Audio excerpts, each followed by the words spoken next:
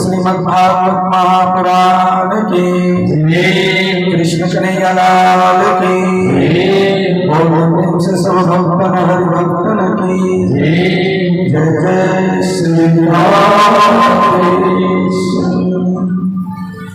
उपस्थित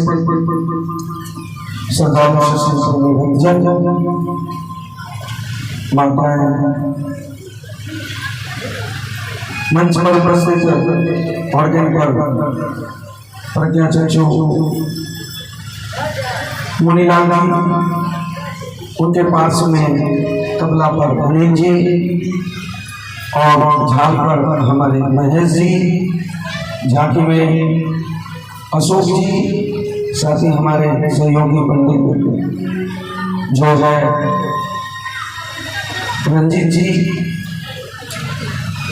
एवं इस श्रीमद् भागवत कथा ज्ञान गंगा के इस 3 गछिया तक लाने में हमारे आयोजक निवेदक श्री बसंती पंडित जी जो स्वर्गीय जगदीश पंडित जी की धर्मपत्नी है, साथ ही इनके दोनों पुत्र लव जी एवं कुश जी जिनको हम प्यार से जिनकी और निक्की का क्या पुकारते हैं, एवं लव जी के पुत्र जो है शिवजी पवन देव, साथ ही जो है कुश जी के पुत्र श्रेष्ठ एवं पुत्री समृद्धि, साथ ही बसंती जी के 3 बेटी लवली बबली एवं रूमा जी, साथ ही रूमा जी के ससुर एवं सासू माँ ये भी बड़ी दूर से आई हैं सिर्फ कथा सुनने के लिए लड्डू गोपाल के साथ। तो ऐसे दिनेश जी एवं उनकी धर्मपत्नी जी उनको भी बहुत बहुत वंदन अभिनंदन। साथ ही बसंती जी की बहन जयंती जी एवं उनके पुत्र जो है पंकज, प्रशांत एवं प्रभात जी, साथ ही जो है रूबी गुड़िया एवं चिक्की, इसको भी बहुत बहुत धन्यवाद। आज तो हमारे पुजारी रंजीत जी के जो है दोनों बेटा कृष्ण और कार्तिक भी आए हैं और उनकी धर्मपत्नी भी, उनका भी इस कथा में बहुत बहुत स्वागत, बहुत बहुत अभिनंदन वंदन करते हुए आइए आज हम इस कथा में जो प्रवेश करने जा रहे हैं तो उसमें व्यास पूजन में डॉक्टर प्रोफेसर देवनंदन महतो जी नित्य के भांति, प्रतिदिन के भांति आज भी जो है महावीर मंदिर नया टोला कटिहार के 105 रुपये से व्यास पूजन किए, इनको बहुत बहुत धन्यवाद, साधुवाद। साथ ही सोनी देवी जो 105 रुपये से इन्होंने भी व्यास पूजन किया, इनको भी बहुत बहुत धन्यवाद। 105 रुपये से प्रोफेसर हमारे लक्ष्मी नारायण चौधरी जी जो कि काली मंदिर के अध्यक्ष हैं, तो लक्ष्मी नारायण चौधरी जी को भी हमारा बहुत बहुत वंदन अभिनंदन। साथ ही आज का जो भोग प्रसाद है वो श्री कैलाश प्रसाद साहब जो कि प्रसिद्ध व्यवसायी हैं, तो उनके तरफ से है, नया टोला कटिहार की तरफ से, तो हमारे कैलाश प्रसाद साहब जी के तरफ से आज आटा का भोग है, तो आप सब जरूर प्राप्त करें। और साथ ही आज माखन चोरी आदि लीला है, तो इनमें भी साथ ही गायत्री देवी जी हमारे 3 गछिया के गायत्री देवी जी 505 रुपये से व्यास पूजन किए, तो गायत्री देवी के पूरे परिवार पर भगवान लड्डू गोपाल की एवं मैया काली का मैया की कृपा बनी रहे, ये स्वस्थ रहे, निरोग रहे। और इसी के साथ और लोग जो चढ़ाते हैं बिना नाम के भी, उनको भी हमारा बहुत बहुत धन्यवाद, साधुवाद। और जो लोग लिख करके दे सकते हैं या रंजीत जी रहेंगे उनसे लिखवा लेना अगल बगल से, या ऐसे भी तो आप दे सकते हैं। आइए अब हम सब जो है ठाकुर जी के बाल स्वरूप का दर्शन करते हुए प्रवेश करें। हरि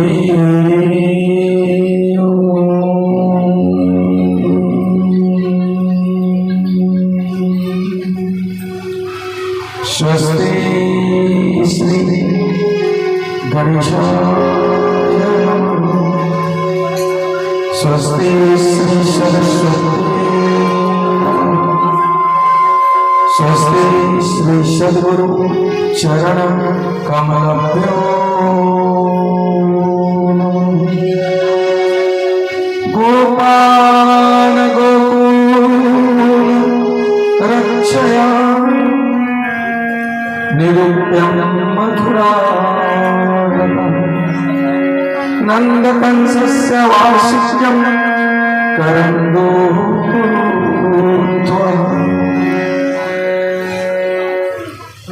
जब भगवान श्री कृष्ण का जन्म हुआ, जन्म कहाँ हुआ? मथुरा में।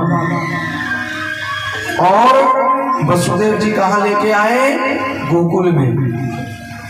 कथा कहीं भी हो, दृष्टांत के माध्यम से सिद्धांत को समझ लें कि शरीर में ही भगवत प्राप्ति होती है। इस शरीर देह रूपी मथुरा में ही भगवान है, और वो भगवान देह सुख में जो रहता उनको दिखाई नहीं पड़ता और रहना भी नहीं चाहता। वो कहते हैं कि हमें तो बस तुम हृदय में ही पाओगे और हमें हृदय में ही रहना अच्छा लगता है। तो वो गवाकुलम इति गोकुलम, शरीर से आकर के गोकुल में स्थित होते हैं। और गोकुल में जब स्थित होते हैं तो देखो गोकुल में भगवान क्या करते हैं? गाय चराने जाते हैं ग्वाल वालों के साथ। कहाँ? वन में। तो इस संसार रूपी वन में हम सब भी गाय चरा रहे हैं। गाय गौ मतलब इंद्रिय होता है, इंद्र रूपी गौ से हम विचरण करते हैं संसार में। तो संसार में सब विचरण करता है। भगवान यहाँ पर श्रीमद् भागवत के माध्यम से सुखदेव जी महाराज, व्यास जी महाराज, हमारे संत महापुरुष ये बताना चाहते हैं कि जो भगवान के साथ विषय रूपी वन में अपनी इंद्रिय रूपी गौ के साथ विचरण करता है तो उसको आदि व्याधि उपाधि कुछ नहीं व्याप्त होता है। वो व्याप्त तो होता भी है, विपत्ति आती भी है, कष्ट आता भी है, तो जब भगवान साथ में है तो वो कष्ट दूर हो जाता है। तो इस प्रकार विपत्ति कब संपत्ति में बदलती है? जब हम भगवान के साथ होते हैं। भगवान के साथ होना माने सत्य के साथ होना। हम इस बात को पहले दिन से ही कर रहे हैं। जो सत्य स्वरूप है, जिसको नाश नहीं कर सकता कोई, नष्ट नहीं कर सकता, जिसका नाश नहीं होता, जो अविनाशी स्वरूप है, जो उसके साथ रहता है, तो विपत्ति भी संपत्ति में बदल जाती है। पूरा कथा हम श्रवण करेंगे, पर आप यही पाएंगे झांकी में भक्तों का मन लगता है, लगना भी चाहिए, पर झांकी के माध्यम से वो झांकी हमारे हृदय में बैठ जाए तब जाकर के सार्थक है। कहने का मतलब पूरी भागवत का सार यही है, निचोड़ यही है, इसको गांठ बांध ले और उसके बाद तो फिर झांकी होगा, भजन होगा, बहुत से कीर्तन होंगे, भोले बाबा भी आएंगे दर्शन करने, मटके फोड़ भी होगा, गोवर्धन भी उठेगा, रास भी होगा।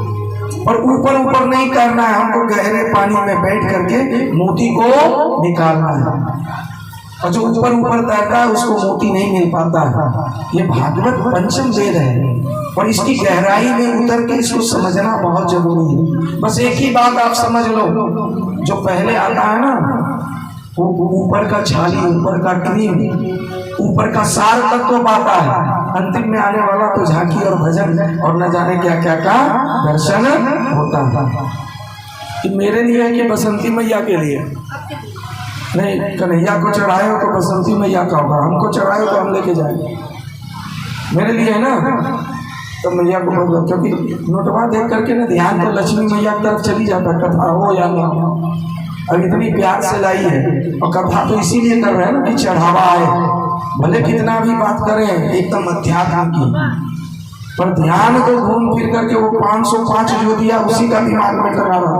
भले 105 करके रोज हमारे प्रोफेसर देवकीनंदन जी रोज देते तो भले उतना नहीं, आज 500 कौन दिया। बसंती जी एक दिन दी थी, परसों जूता भी है, तो हमारे देवनंदन जी तो रोज 105 देते ही है, और जब स्पेशल देता तो उनका बड़ाई नहीं करेंगे तो और लोग कैसे देंगे? तो ये भी जरूरी है। तो चलिए उतना इसमें भी ना फंसे, हमें तो बहुतों को नजर भी लग जाती, बाबा को तो बहुत चढ़ावा चढ़ा है।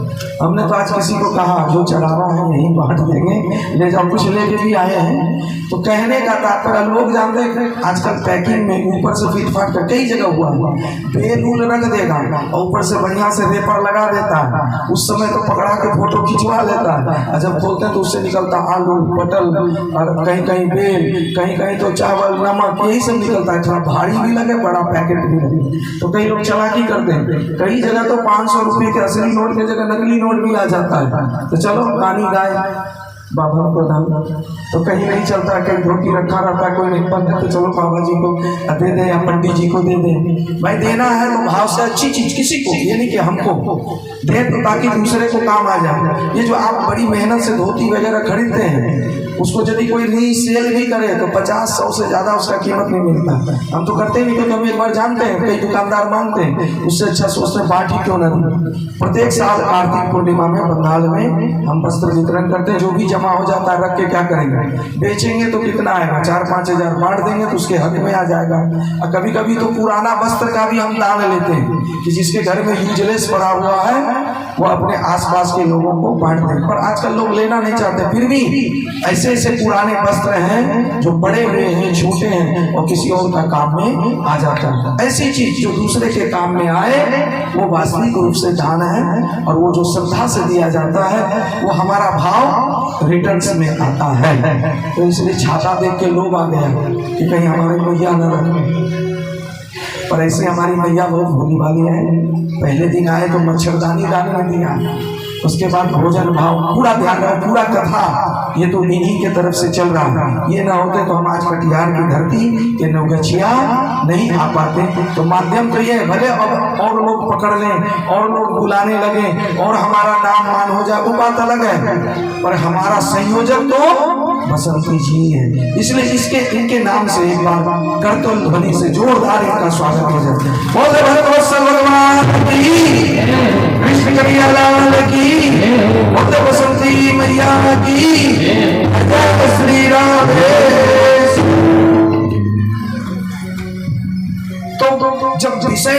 वन में जाते हैं और साथ में भगवान हो तो ये विषय हमको भटका नहीं सकती। बस इस बात को गांठ बांधना, चाहे बाबा हो या बाबू हो, किसी के लिए कोई नियम अलग नहीं बना।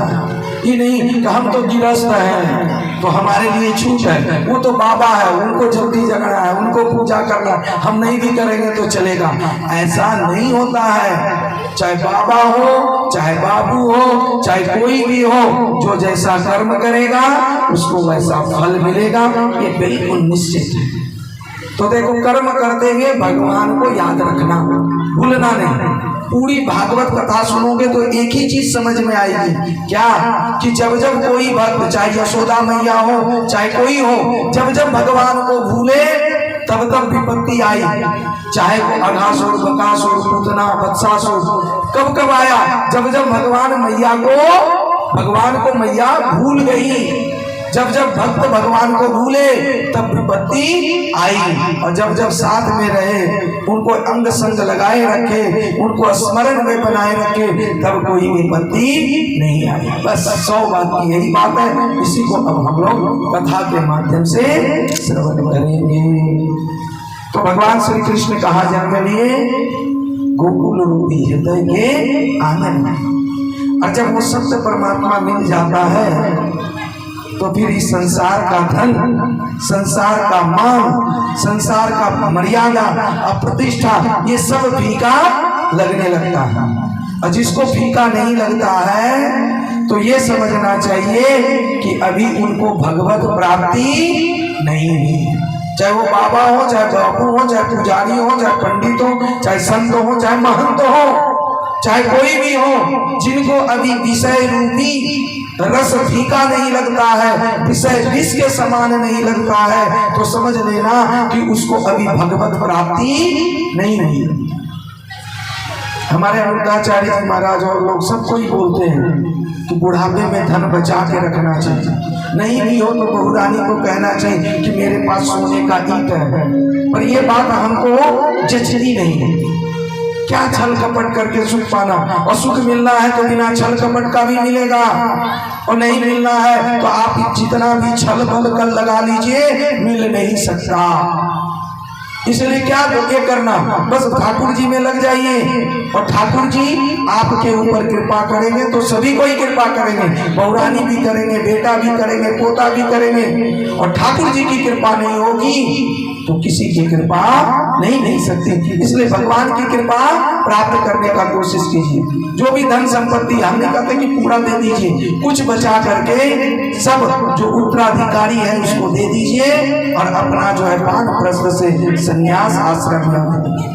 संन्यास आश्रम का मतलब कछु लेना न देना, मगन रहना, खाने देगा तो खाएंगे और नहीं खाने देगा तो ऐसे भूखे मर जाएंगे। अब जी के ही क्या करेंगे? बहुत जी लिए, देख लिया दुनिया का सारा नजारा। तो कहने का तात्पर्य, वंदना देवी 100 रुपये से व्यास भोजन देख लिया दुनिया का सारा, जो भी आए संसार की मिली हुई वस्तु समय रहते, शक्ति रहते संसार में वापस कर दो, और दोनों हाथ से वाह वाह कर दो बस। और यदि संसार में नहीं लौटाएंगे तो संसार से हमको मिलेगा भी। कई लोग क्या होता है, घर गृहस्थी में तो खूब सुख भोगता है, और जब घर में खटपट हो जाता है तो बाबा जी के मठ पर आ जाता है। ऐसे लोगों को कभी शांति नहीं मिलती, चाहे कितना भी बाबा का वेश बना ले, पहन ले और दंड कमंडल लेके चल जाए, क्योंकि जीवन भर सेवा किया, बेटा का, पुतों का हाय हाय किया अपने लिए, और अंतिम समय में साधु बन जाएगा तो क्या सोचते हैं किसी को चेला बना करके उनको सुख मिल जाएगा? क्योंकि जवानी उन्होंने समाज के लिए लगाया ही नहीं, जवानी उन्होंने औरों के लिए खपाया ही नहीं, और बुढ़ापे में सोचेगा कि साधु बन जाएंगे तो सुख मिल जाएगा। नहीं मिलता महाराज। जवानी खपानी पड़ती है दूसरों की सेवा में, दूसरे के हित में, दूसरे की उन्नति में। तब ऐसे लोगों को, ऐसे संतों को, ऐसे महापुरुषों को बुढ़ापे में देखिए क्या सेवा होती है। वैसा तो कोई बेटा को तो भी नहीं करेगा और न करेगा। इसलिए अभी समय शक्ति के रहते ही अपनी जो भी सामर्थ्य है वो अपने समाज में लगा दे, और समाज में लगाई वस्तु एक न एक दिन वापस आती है।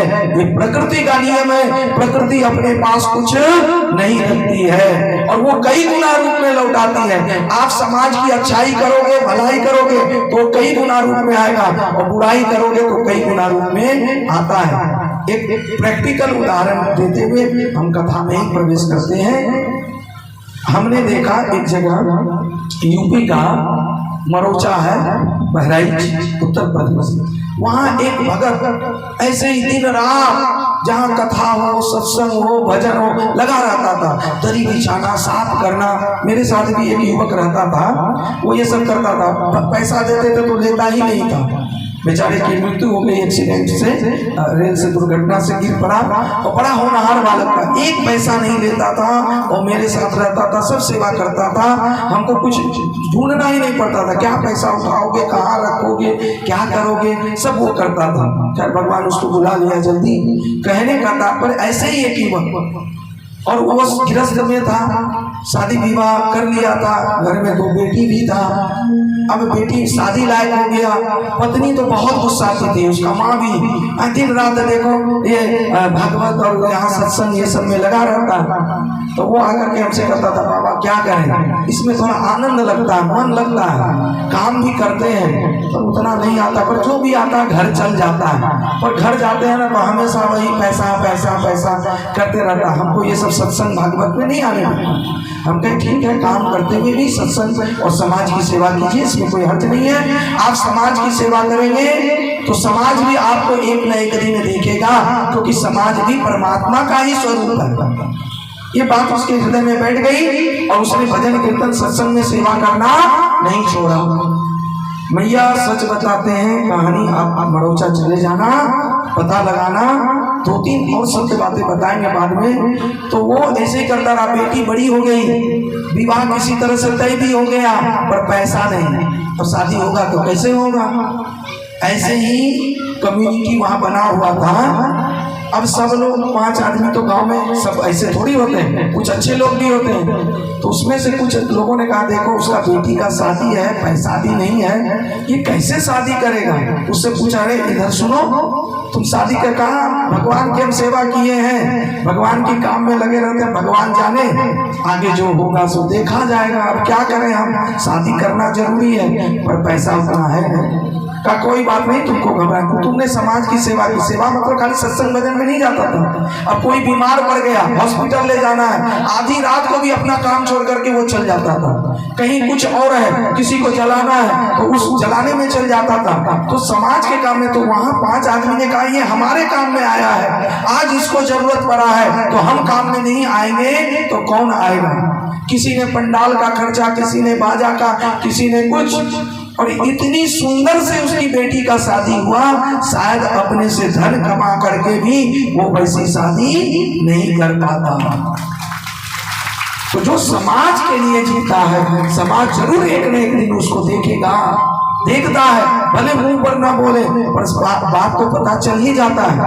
हम अपने आप को अच्छा कितने दिन बताते रहेंगे, पर व्यवहार को एक न एक दिन बता ही देगा। इसलिए प्रकृति के लिए जीने वाला प्रकृति उसको लौटाती है, इसमें कोई संदेह नहीं। और इसी व्यास पूजन के रूप में विक्की आनंद जो सीबीआई इंस्पेक्टर है, नया टोला के ही है, तो ऐसे सीबीआई इंस्पेक्टर जी के पूरे परिवार की तरफ से 1100 रुपये का व्यास पूजन हुआ। तो विक्की आनंद जी के पूरे परिवार जी को बहुत बहुत धन्यवाद, साधुवाद, जिन्होंने 1100 रुपये से व्यास पूजन किया। ताली बजा दीजिए इनके लिए, ऐसे काम बताओ।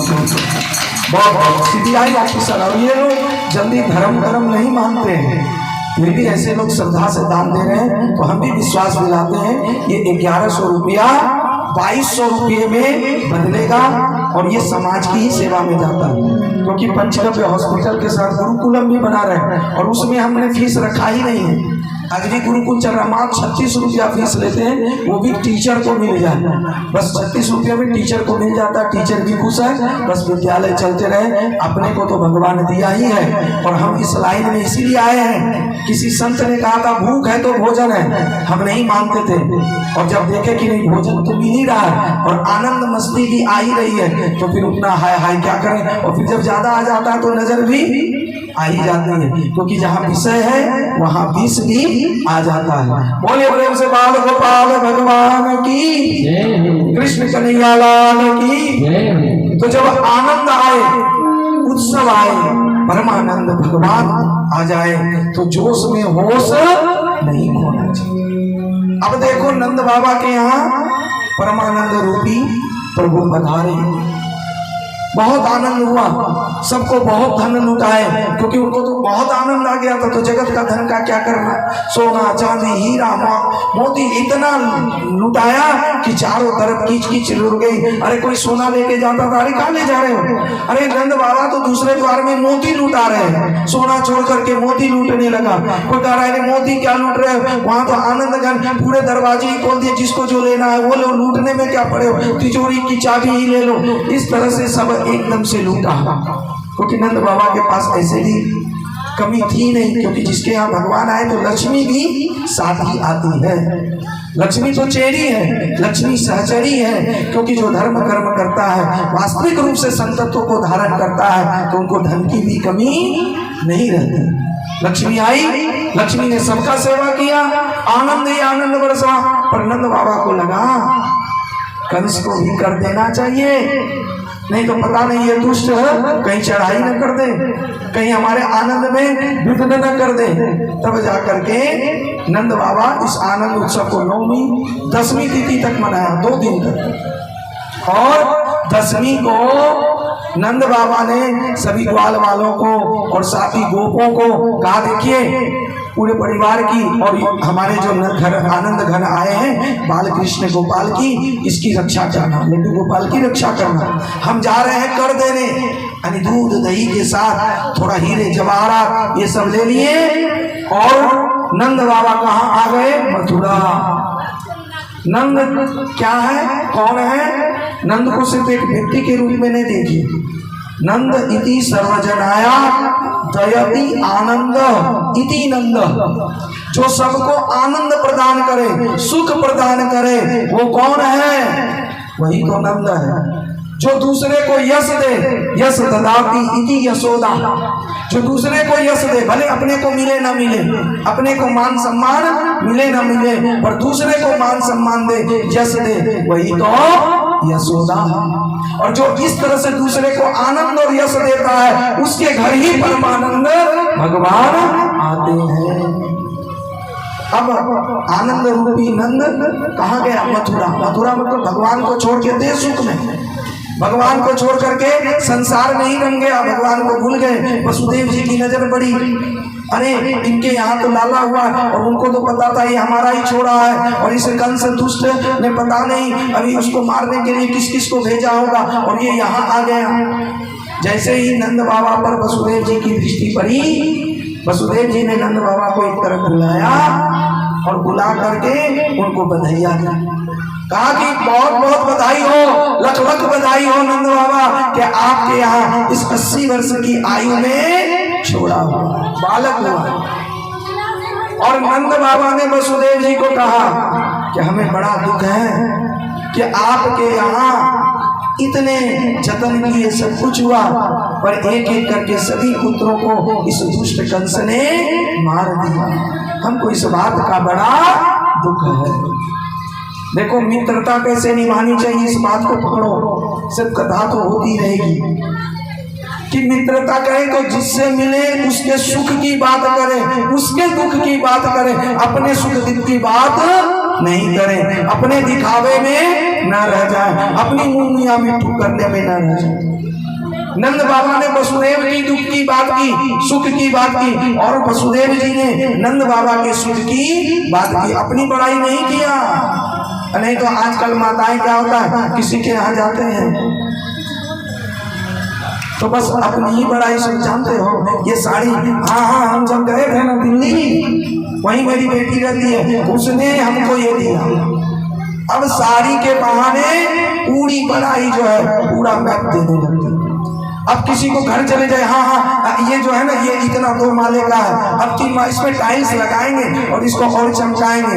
अब बस अपनी ही बड़ाई करने, चाय के बहाने बुलाती है, और चाय के बहाने इतना उसको घर घुमवाती है कि ये मेरा घर है, ये बेटा का है, ये पुतहू का है, ये पोता है, मेरा पोता वहां पढ़ता है।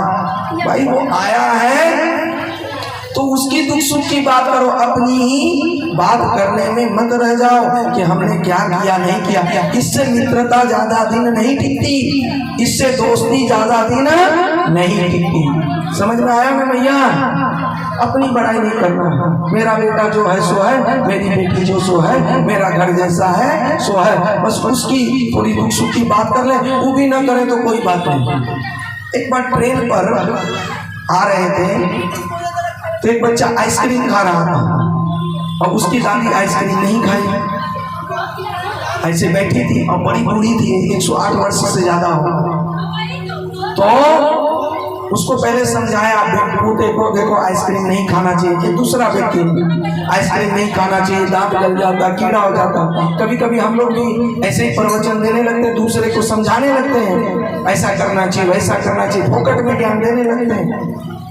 अब जब समझाया तो उससे फिर बाद में पूछा, बेटा ये बताओ, मैंने उस पोते से कि तुम्हारी दादी जो इतनी लंबी आयु की है, स्वस्थ है, इसका राज क्या है?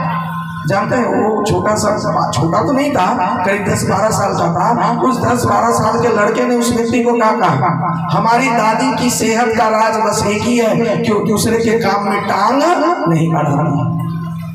बात कितनी छोटी है पर हमको बड़ी अच्छी लगी, चूंकि कि हम आइसक्रीम खा रहे हैं, अपने पैसे का खा रहे हैं, आपसे ज्ञान भी नहीं मांगे, आप फोकट में सलाह देने आ गए। तो हमारी दादी कभी नहीं टोका टोकी की, और हमारी दादी टोकना चाहती तो टोक दी, पर आप कौन होते? उस एक पंक्ति में बहुत कुछ कह गया कि हमारी दादी की सेहत का राज यही है कि कभी दूसरे के काम में वो टांग नहीं अड़ाती है। भाई जिसको जो करना है करेगा, सबको समझ है क्या सही और क्या गलत है, और नहीं मानेगा तो आग में हाथ दो, चलेगा तब तो समझोगे, और नहीं समझोगे तो तुम जानो और तुम्हारा काम जाने। इसलिए अपनी लंबी आयु चाहते हैं, अपना मान सम्मान चाहते हैं, तो ज्यादा दूसरों के काम में टांग नहीं अड़ाना चाहिए। बोले ब्रह्म से हरिलाल की। तो इस प्रकार कन्हैया जो है रक्षा तो किए, पर यहाँ दोस्ती की बात कर रहे थे। वसुदेव और नंद बाबा आपस में कैसे बात कर रहे हैं, मित्रता कैसे टिकती है? तो मित्रता टिकती है एक दूसरे के सुख दुख की बात करें, अपनी बात न करें और दूसरे के प्रति टांग न अड़ाए। इसी बात को गोस्वामी जी ने कहा है, निज दुख गिरी सम रज कर जाना,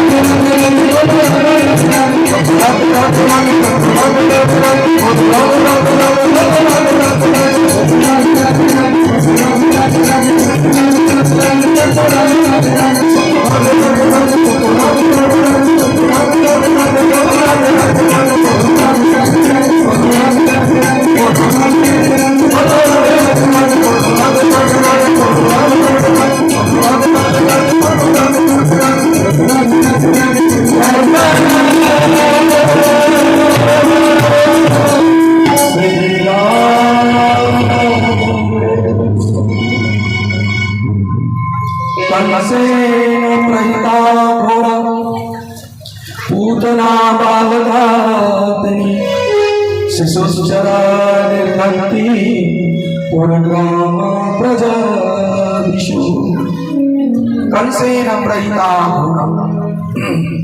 पूतना बालघाता।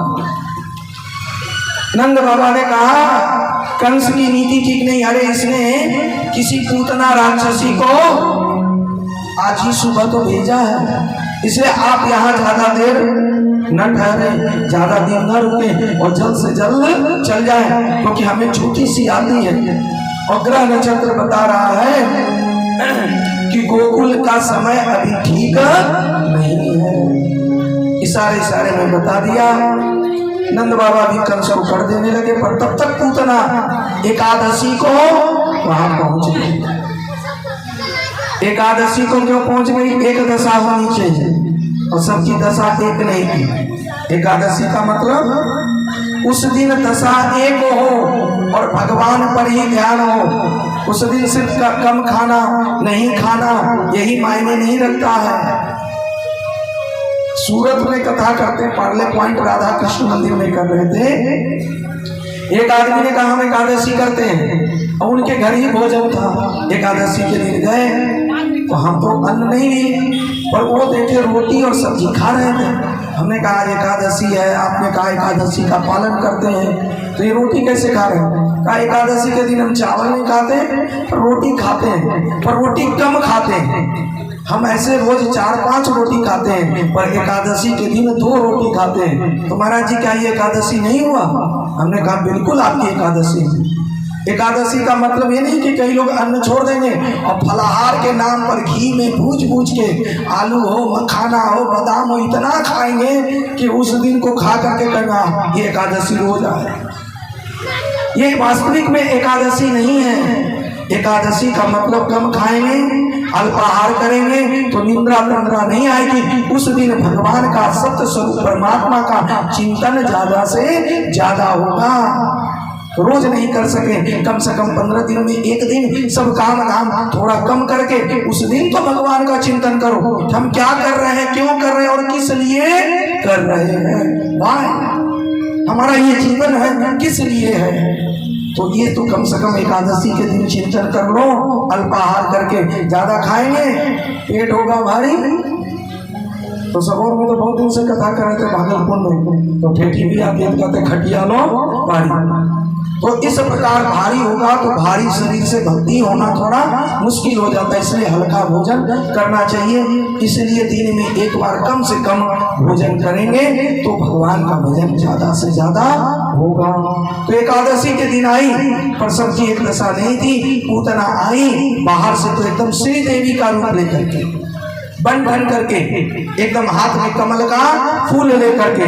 भगवान ने सोचा कि इधर उधर क्यों दूसरे को कष्ट देगा, सीधे मेरे ही आंगन में आ जाओ।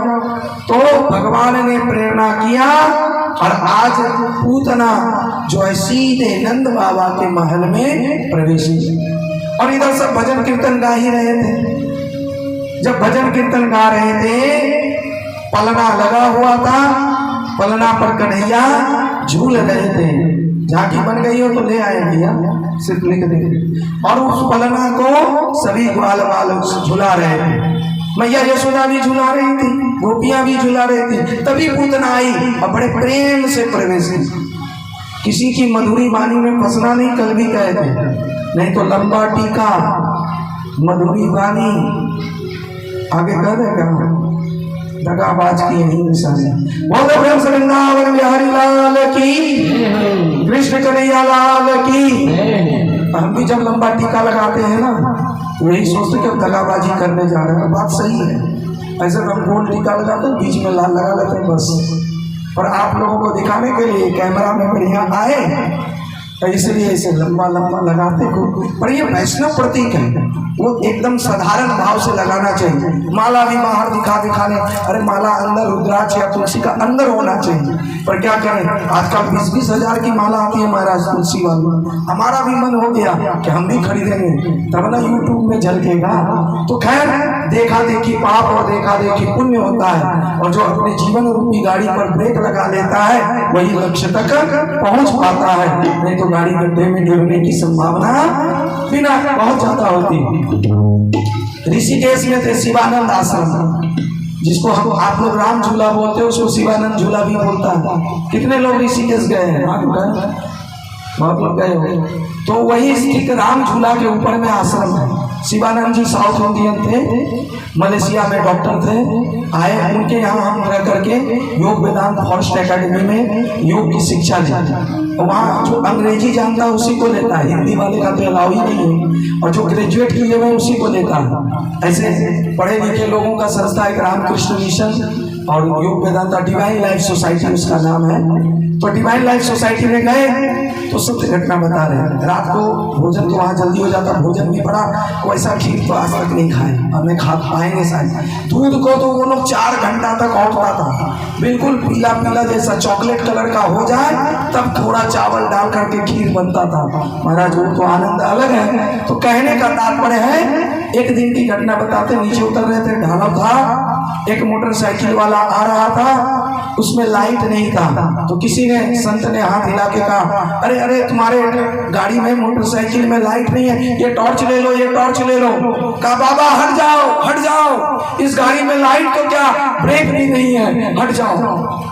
अब बताओ, जिस गाड़ी में लाइट के साथ साथ ब्रेक भी ना हो उस गाड़ी की क्या अवस्था होगी। तो इस जीवन रूपी गाड़ी में आत्मज्ञान रूपी प्रकाश लाइट चाहिए और संयम रूपी ब्रेक चाहिए, तभी वह जीवन को अपने इस जीवन गाड़ी को लक्ष्य तक पहुंचा सकता है, नहीं तो पहुंचना बहुत मुश्किल है। उतना ही मीठी वाणी बोल करके, अरे ओ बहन बधाई हो, लख लख बधाई हो। अरे बहन, अरे इस अवस्था में तुझे पुत्र रत्न की प्राप्ति हुई है, बड़ी खुशी की बात है।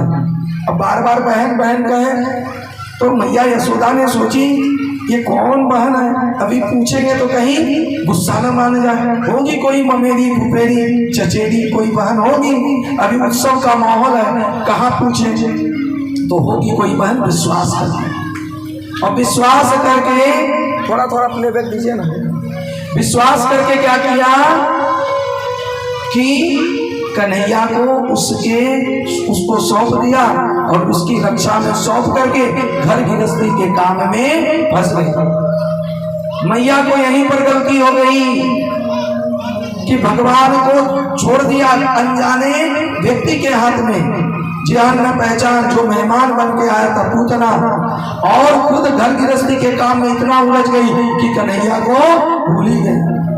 कन्हैया ने सोचा कि चलो जब तुम भूल गई हो तो हम भी इस बीच में कुछ काम कर लें। सबको प्रेरित किया, सब अपने अपने घर गए। पूतना को मौका मिला, पूतना ने गोद में लेकर के नंद बाबा के आंगन से बाहर आ गई। सोचा यहाँ नहीं, थोड़ा और जंगल की तरफ बढ़ते हैं, और वहां जाकर के पूतना स्तनपान कराने लगी।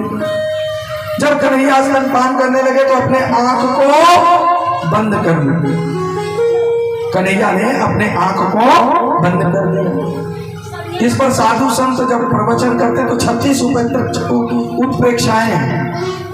अब 36 का वर्णन करने लगे तो इसी में पूरा 4 घंटा निकल जाएगा कि भगवान ने क्यों आंख बंद किया। अब देखो साधु संत को कोई काम तो है नहीं, बस यही भगवान का लीला का चिंतन करते हैं और उनका तात्पर्य को जो है सारे रूप में निकालने का प्रयास करते हैं। पर भगवान का बाल सहज स्वरूप लीला, आंख बंद कर लिए और आंख बंद करके उनका स्तनपान करने लगे। स्तनपान करते करते प्राणों को भी खींचने लगे। पूतना तो सोचा कि हम तो जहर लगा के आए हैं और मेरे पास जहर है, ये तो मर जाएगा। पर पूतना के जहर का प्रभाव भगवान पर नहीं पड़ा। जो देहाभिमान छोड़ करके उस परमात्मा से जुड़े रहते हैं, संसार का विषय भी उस पर प्रभाव डाल ही नहीं सकते। जब प्रभाव नहीं पड़ा और कष्ट होने लगा। भगवान को तो कोई प्रभाव नहीं पड़ा, पर पूतना को कष्ट होने लगा।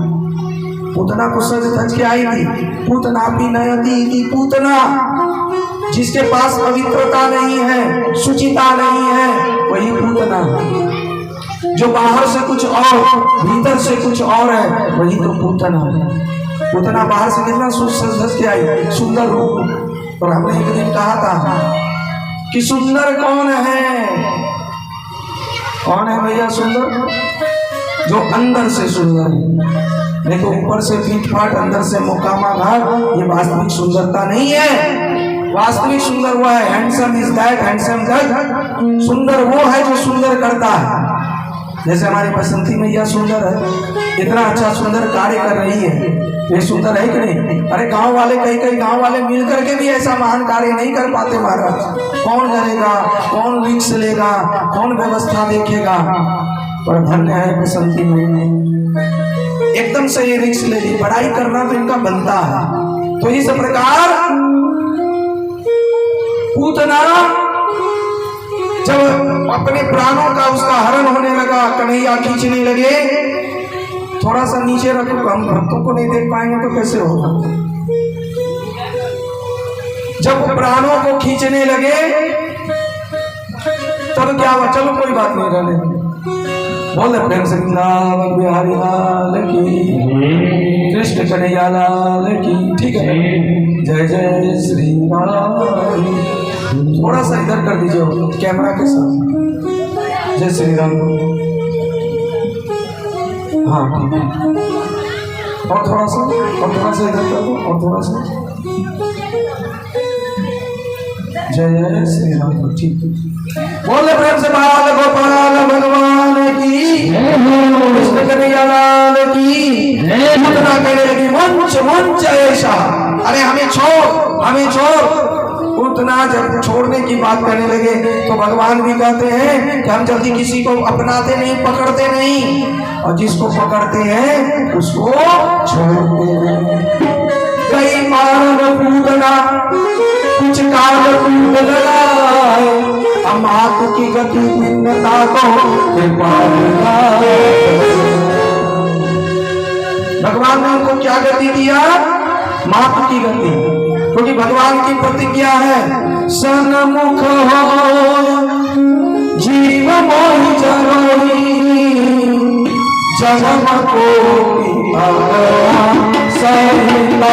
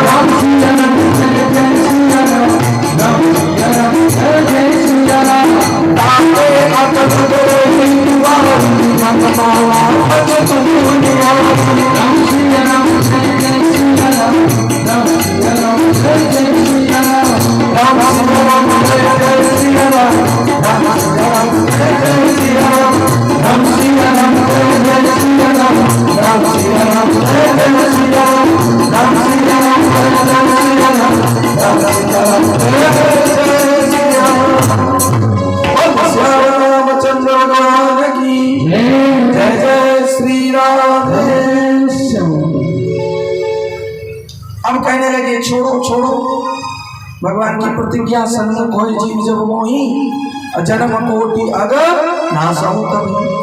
तो उनके प्राण तो हर लिए पर मुक्ति भी प्रदान की। कौन गति दिए? जो गति माता यशोदा को दिए, वही गति पूतना को भी पहले दे दिए और उनको वैकुंठ भेजे।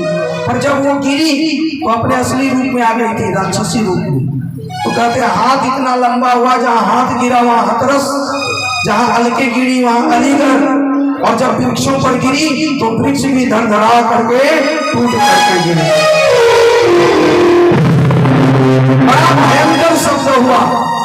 उस सभी गोपियां वो सब दौड़े दौड़े आ गए। अरे भैया यशोदा आंगन से निकली, देखा कन्हैया ही नहीं है, कहाँ गया? अरे बाहर कहाँ वो पूतना, अरे वो जो आई थी कहाँ लेके गई? अरे देखता हो तो राक्षसी है, उसके छाती पर कन्हैया बैठा है। देख करके मैया यशोदा तो बेहोश होश गवा बैठी। एक गोपी जाती है, भगवान को उठाती है, लाला को, और मैया से कहती मैया लाला को कछुना भयो है। लाला बिल्कुल ठीक है, लाला को कछुना भयो है।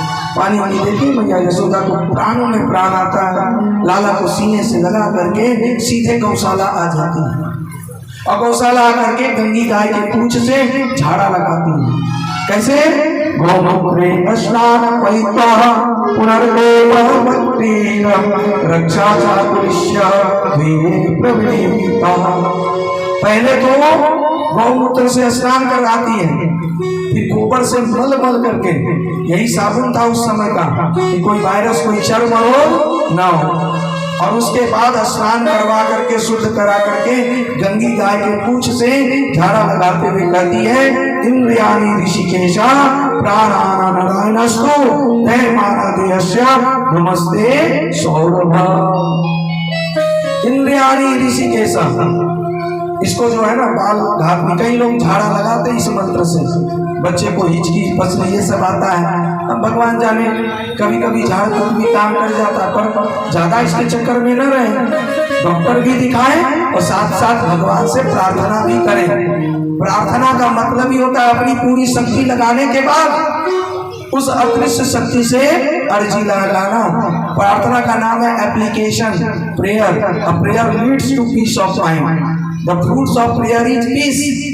प्रार्थना से शांति मिलती है, और शांति कैसे मिलती है? जब हम अपना दोनों हाथ पैर मन बुद्धि से पूरा प्रयास कर लेते हैं, और पूरा प्रयास करने के बाद तब कहते हैं प्रभु अब हमारे बस की कोई बात नहीं है, मैंने सब डॉक्टर दिखा लिए, सब कुछ कर लिया, अब तो बस आप ही एक भरोसा। सब कुछ करने के बाद तब भगवान से प्रार्थना करें। भगवान ने भी तो दो हाथ दिया, पैर दिया, बुद्धि दी, ताकि तुम इसको लगाओ, और लगाते हुए तब हमको स्मरण करो। इसी का नाम है प्रार्थना, प्रेयर। प्रेयर दुखी हृदय की पुकार है। सुखी हृदय में तो स्तुति होता है, प्रार्थना और स्तुति में अंतर है। स्तुति मतलब धन्यवाद, उसको शुक्रिया अदा करना, ये सुखी हृदय की पुकार है। प्रार्थना हमेशा दुखी हृदय से होता है, और जब हृदय दुखी हो तो अपने प्रयास पूरा कर लेना चाहिए। तो पूरा प्रयास कर ली, और उधर जो है ऋषिकेश गंगी गाय के पूंछ से झाड़ा लगाई, तब जाकर के पूतना जो लोक भागनी थी, राक्षसी थी, रुधिरसना, उसको भी भगवान ने जो मुक्ति लाभ किया। तो इस प्रकार कहते हैं कि ये एतत् पूतना मोक्ष कृष्ण श्याम अनुभव शून्यामृक्ष मृत्यो गोविंद लभते रति।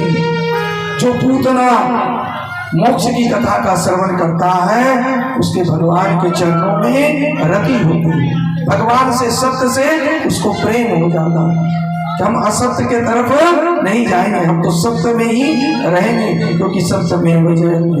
ये कब? जब पूतना मोक्ष की कथा को बार बार सुन ले। तो यहाँ पर सुखदेव जी महाराज ने आशीर्वाद दिया कि उसकी रति गोविंद से हो जाती है।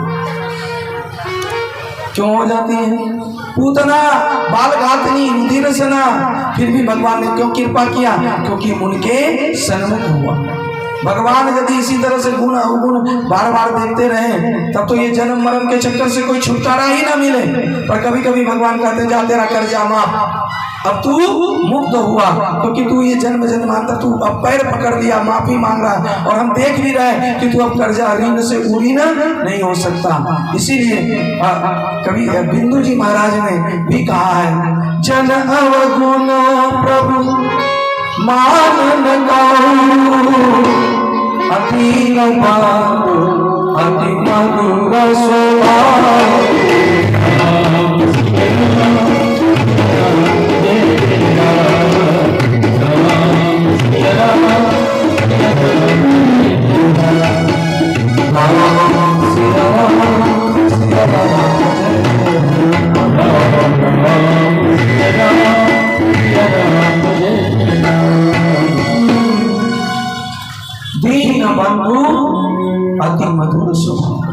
भगवान का स्वभाव कैसा है?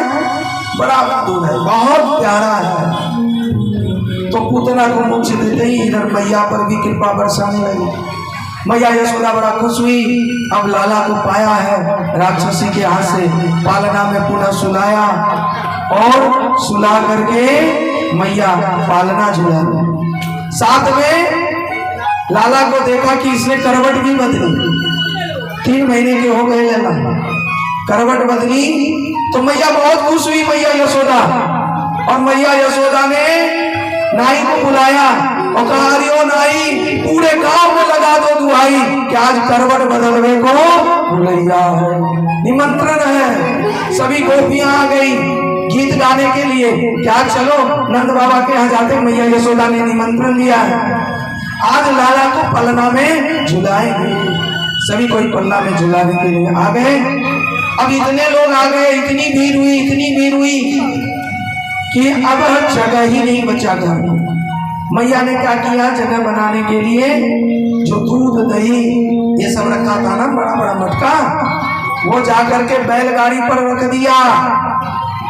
अब देखा कि गीत गाने वाले इतने लोग आए हैं, तो बैलगाड़ी पर तो रखा ही था मटका, अब पलना कहाँ रखे, पलना भी जगह छेक रहा। तो आज पलने को आंगन से निकाल करके, घर से निकाल करके आंगन में जाके रख दिया। अब पलना को आंगन में कहाँ रखा, तो छकड़े के नीचे, बैलगाड़ी के नीचे। देखो क्या गलती हो गई मैया यशोदा से, इस जीवन रूपी गाड़ी के नीचे भगवान को रख दी और इसके ऊपर रखा दूध दही, यानी भूमि भवन संपत्ति। हम लोग भी क्या होता है, भगवान को बाद में रखते हैं, कहते ना पहले पेट पूजा तब काम दूजा, पहले आत्मा तब परमात्मा। अरे जो भगवान को प्रायोरिटी में रखता है, मस्तक में रखता है, ऊपर रखता है और नीचे भूमि भवन संपत्ति को रखता है, तब तो भगवान गाड़ी उसकी अच्छी तरह से चलती है।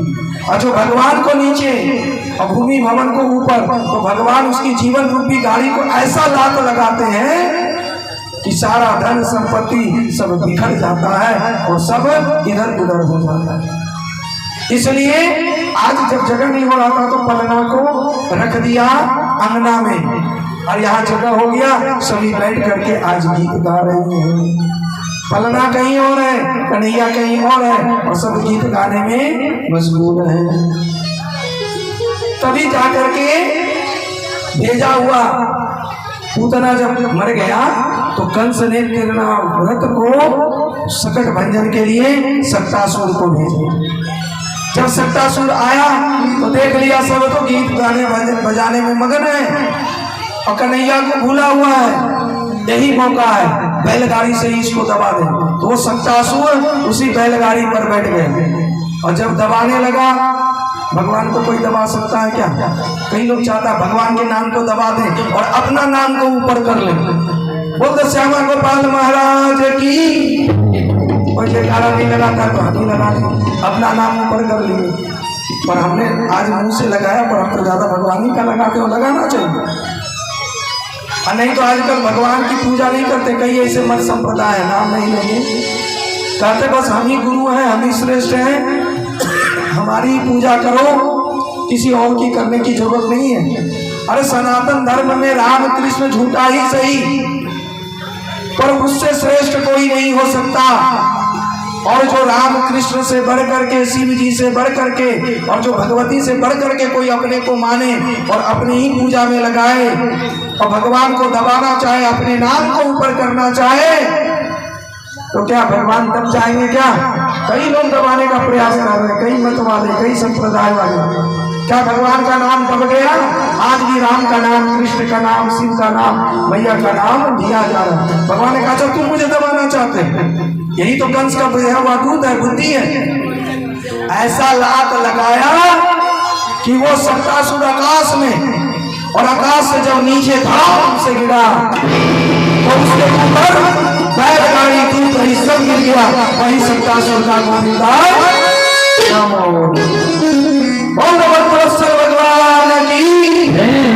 जब बहुत जोर की आवाज हुई, धड़ाम की आवाज हुई, सभी सखियां बाहर आई, गोपियां बाहर आई, मैया दौड़ी दौड़ी आई, कहा भयो। तब वहां पर कुछ बालक खेल रहा था। कहा रे ये छकड़ा कैसे टूट गयो, ये बैलगाड़ी पर दूध दही कैसे बिखर गयो। तब जाकर के कहता मैया कन्हैया ने ऐसी लात मारी कि सगड़े दूध दही बिखर गए। कहा नाना ऐसा नहीं हो सकता, अरे हमारा छोटा सा बालक ये कैसे कर सकता है, जरूर बालक ने छोटा है, अरे मति भ्रम हुआ होगा, मेरा बालक ऐसा नहीं कर सकता। कन्हैया को गोद में उठाया और कन्हैया को उठा करके तब जाकर के फिर घर में लाया, पालना लाया और सब अब कन्हैया को देख करके पालना झुला रहे हैं। कभी कभी होता है कि भगवान के नाम से सत्संग करते, सत्संग ही भूल जाते हैं, कथा करते तो व्यवस्था में ही लगे रहते हैं, कथा सुनना ही भूल जाते हैं। जैसे हमारा लगता है लव कुश जी कहाँ है, हाथ उठाइए तो, या खड़ा हो जाइए बैठे नहीं। कथा का आयोजन उनके द्वारा हो रहा है, अब बेचारे व्यवस्था में लगे हैं तो कथा दूसरे लोग सुन रहे हैं, लाभ ले रहे हैं। तो कभी कभी ऐसा होता है, पर ऐसा नहीं होना चाहिए। अब मैया को ज्ञान हुआ, अरे कन्हैया के लिए उत्सव मना रहे हैं और कन्हैया को पालना ही बाहर में, लाओ। अब जाकर के कन्हैया को लाए, सभी घेर के बैठे और तब जाकर के अब गीत गाने लगे। आइए हम सभी भगवान का पालना लगा हुआ है उसी भाव से कि आज हम वृंदावन में गोकुल में हैं और कन्हैया के साथ हैं और उनकी भक्ति भाव से आइए हम लोग झूला झूलाते हैं अपने हृदय रूपी आंगन में बिठा करके। चंदन का है पलना रेशम की है झूला झूले ब्रज में श्री नंद किशोर। झूला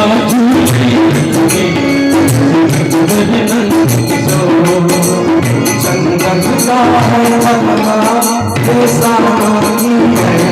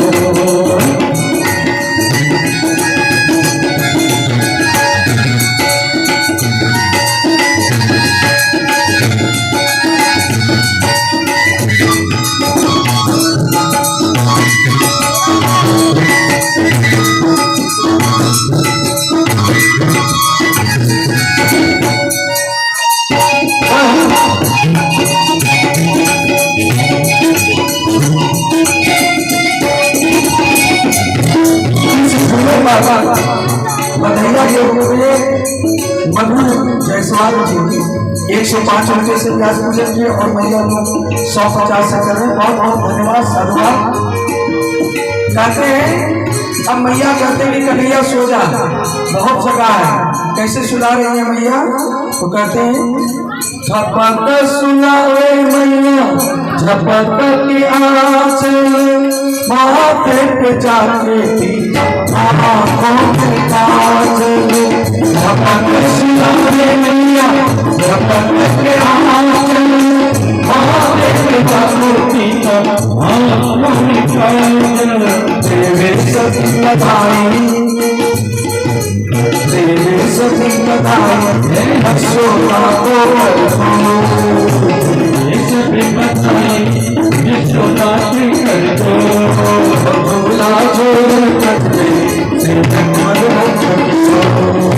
भोला जोड़े से जगमग जगमग का बना कैसा मन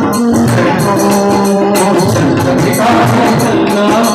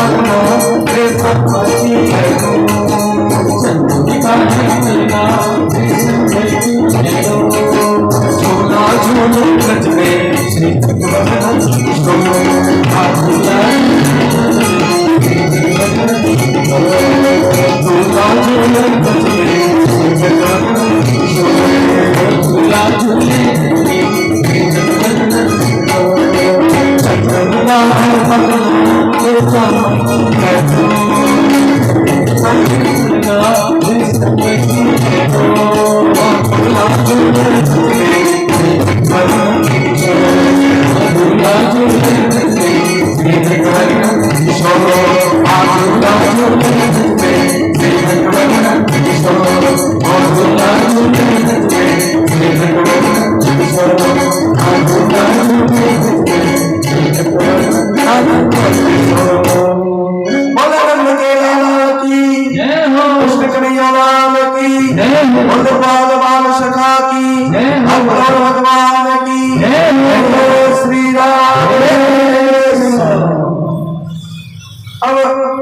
झूला झूलते हुए जब कन्हैया सो गए, भगवान सोते थे प्रभाव से, जैसे थोड़ी आंख बंद की है, सभी लोग अपने अपने काम में लगे।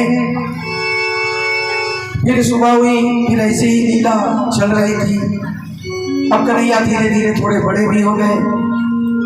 अब पलना छोड़ करके अब नीचे की जमीन पर भी घुटन के बल चलने लगे।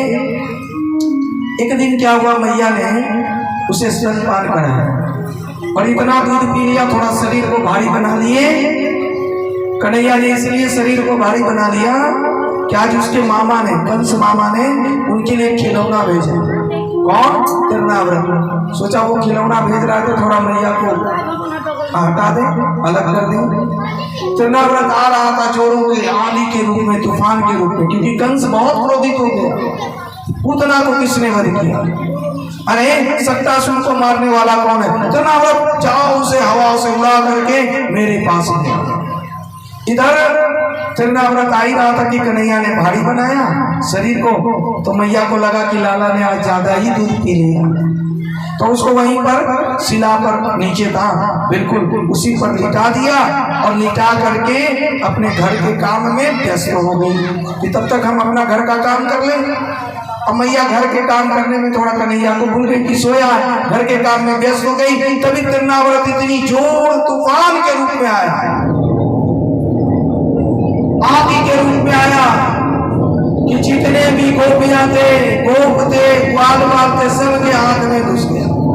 अब कुछ दिखाई नहीं पड़ने लगा, चारों तरफ अंधेरा ही अंधेरा। तिरनाव्रत नंद बाबा के आंगन में गोल गोल घूमते हुए आया और जिस जगह पर कन्हैया लेटा हुआ था उसी को वहां से उठाया और उठा करके ऊपर ले गए। कन्हैया ऊपर आकाश में उड़ रहे, पूरे ब्रजमंडल का दर्शन कर रहे। ये ललिता का घर, ये विशाखा का घर, ये बसंती का घर, ये जयंती का घर। अब ऊपर से देख रहे हैं। तब जाकर के तिरनाव्रत उसको उठा करके मथुरा की तरफ जब ले जाने लगे, कहा अरे ना मामा, अभी नहीं, अब तो हम ही वृंदावन में लीला करने आए हैं, अभी मथुरा नहीं जाएंगे। तो गला जोर से पकड़ लिया तिरनाव्रत का। अब तिरनाव्रत तो छटपटाने लगा, कहा रे हम किसको उठा लाए, कहीं पत्थर को तो उठा के नहीं ले आए। भगवान भी सोचते हैं कि लोग भक्त पत्थर में हमको देख लेते हैं और हम साक्षात हैं, फिर भी हमको पत्थर जाता है, तो इसको क्यों न पटक कर, पत्थर पर ही पटक करके इसकी बुद्धि रूपी पत्थर को चकनाचूर किया जाए। तब भगवान ने उसके गर्दन को पकड़ करके नंद बाबा के वहां जो शिला पत्थर पड़ा था उसी पर देख पटक के जोर से, और जैसे ही पलटा वैसे ही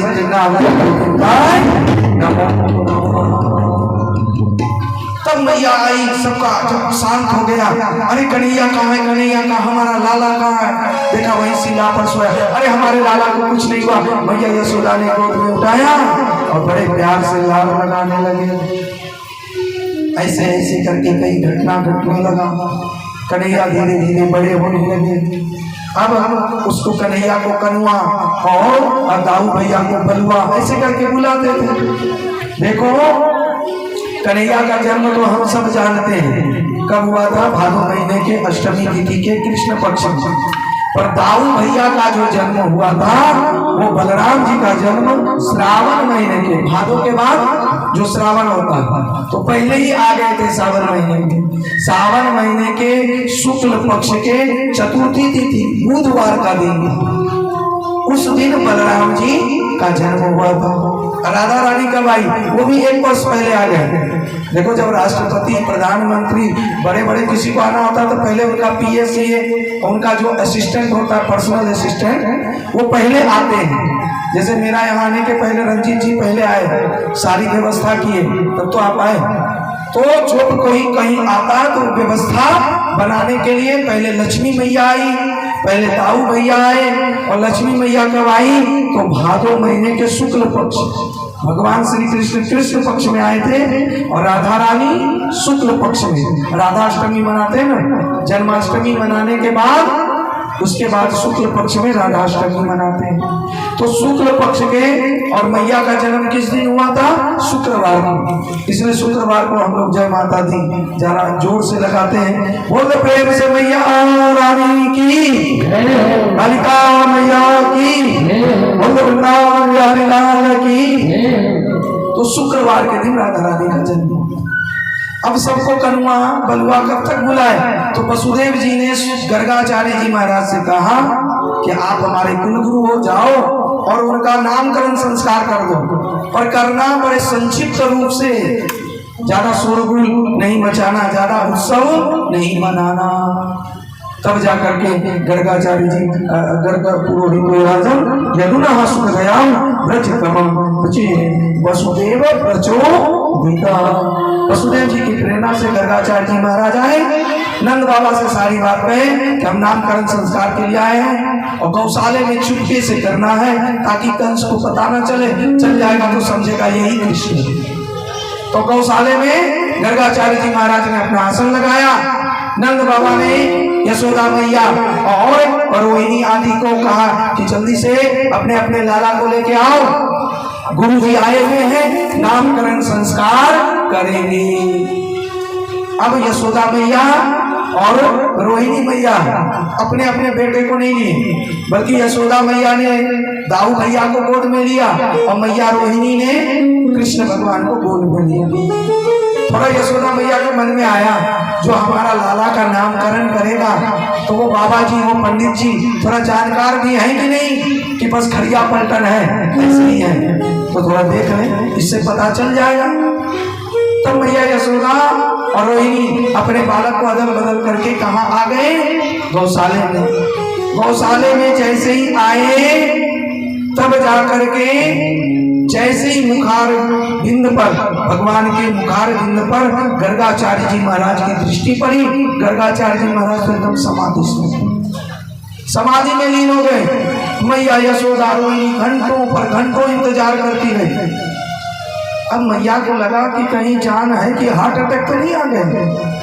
अब कान में जाकर के जोर से मैया यशोदा बोले, बाबा नमो नारायण, नमो नारायण, बाबा नारायण, जागो। उठी नहीं गए।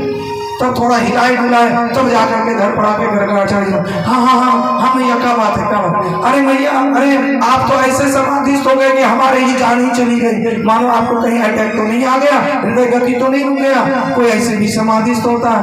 अरे बाबा आप नामकरण संस्कार जल्दी से करो, और भी काम करने हैं।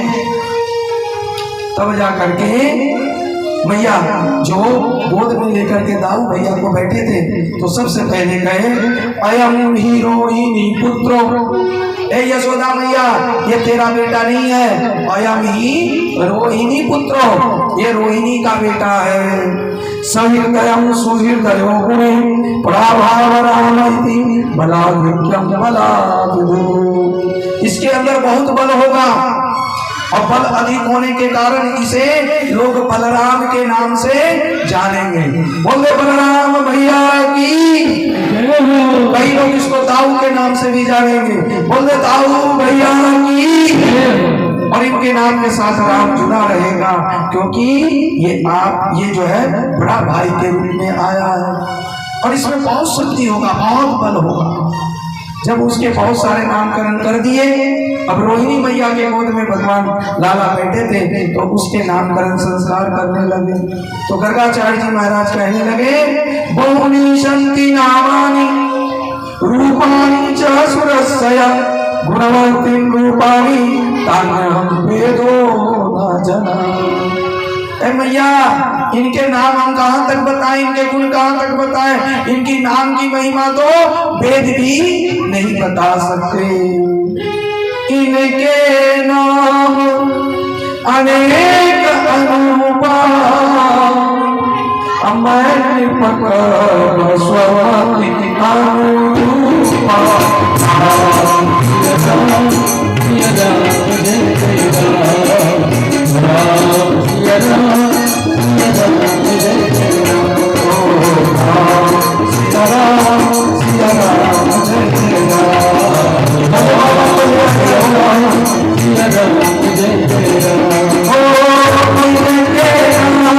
Oh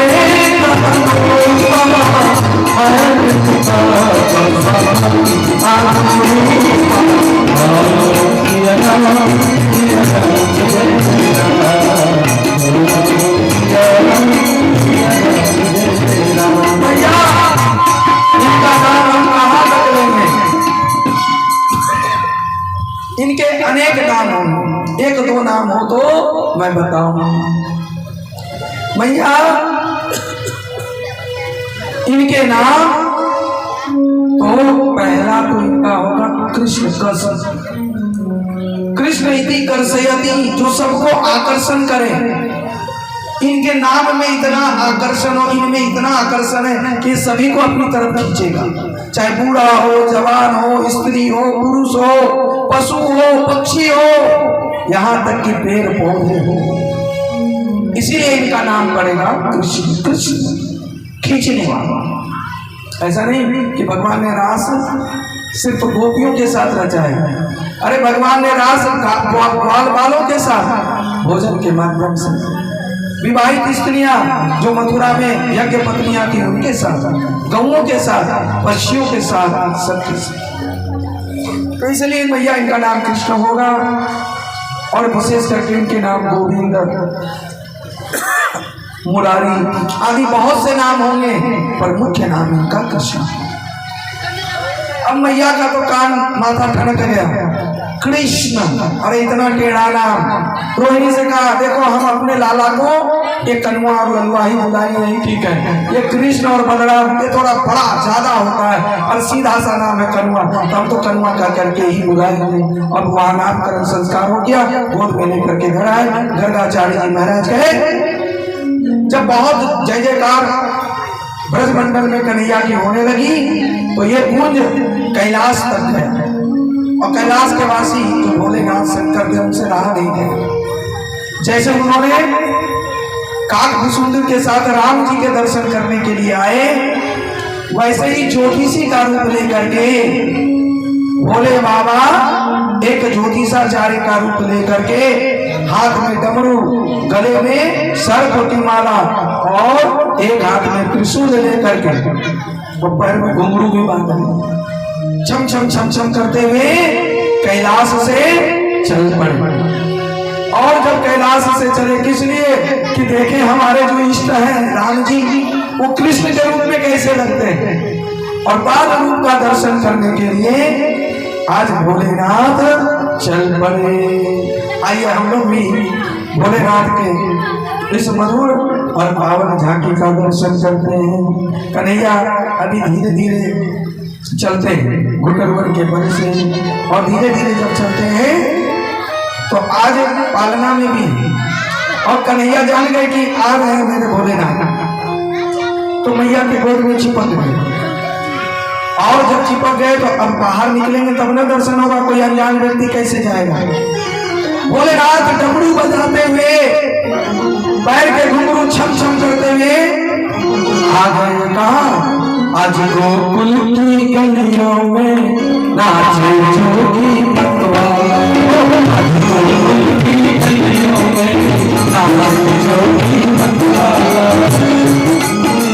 आज गोकुल की गलियों में नाचे, आज गोकुल की गलियों में नाचे जोगी मतवाला, आज गोकुल की गलियों में नाचे जोगी मतवाला, चमक चमक चमक